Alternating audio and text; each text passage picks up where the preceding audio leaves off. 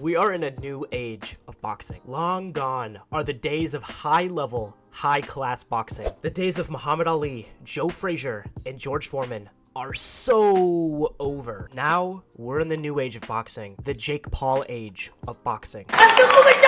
This is the social media age of boxing. Ever since the influencers infected boxing, the sport hasn't been the same ever since. Even though real fighters are stooping down to the level of the influencers. But here's the thing, influencer boxing is just the tip of the iceberg. The whole sport is rotten to its core, especially when you compare it to the UFC. Every year, I hope the boxing scene will pull itself together and start moving the same way the UFC does. But it never, ever happens. There's just too much dysfunction ingrained in boxing, thanks to the alphabet mafias that control the sport. And look, I'm no fan of Dana White's business practices. And look, in about 5 or 10 years, there's gonna be a lot of heartbreaking stories that come out from former fighters about how they were treated by Dana White and the UFC. Somebody's gonna do a proper high production value documentary about the UFC's habit of chewing up fighters and spitting them out. But with that being said, I have to bend the knee.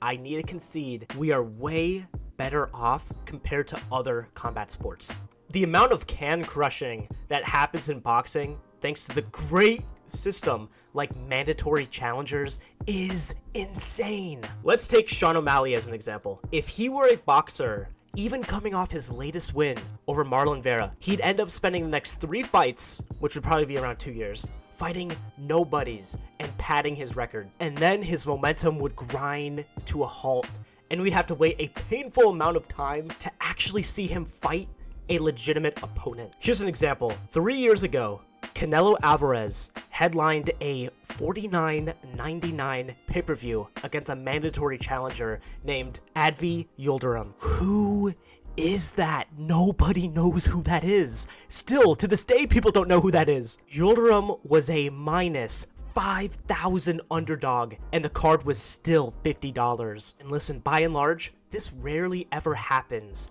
in the UFC, and we should be thankful to Dana White. We should be on our knees thanking Dana White. I mean, think about this. If MMA ends up going down the same route as boxing, we might end up looking at the current era we're in as the golden age of MMA, the golden age of the UFC. So you can say whatever you want about the UFC, about Dana White, but you have to admit they do a much better job of putting on the fights we all want to see than boxing does. But what do you guys think? This is the most important part. What do you guys think about this? Do you guys agree with me?